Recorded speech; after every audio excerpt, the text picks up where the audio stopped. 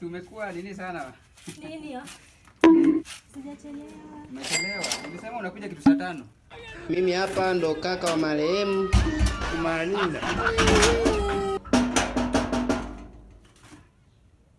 Fungua.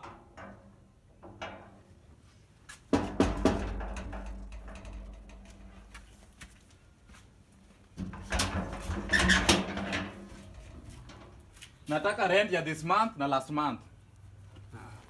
Landlord, unanitoa timing. Hakuna.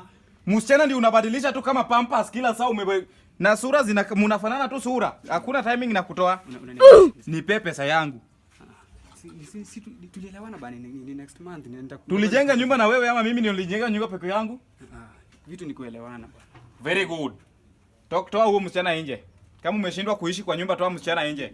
Ni kuelewana tu. Sasa umeweka kitu yako ndio tamu, hutaki kulipa rent.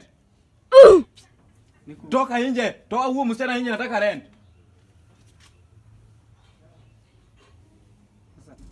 Nimesema toka nje. Toka nje msichana. Tokeni nje.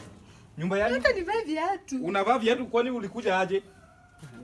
Wacha kuniguza utanichafua.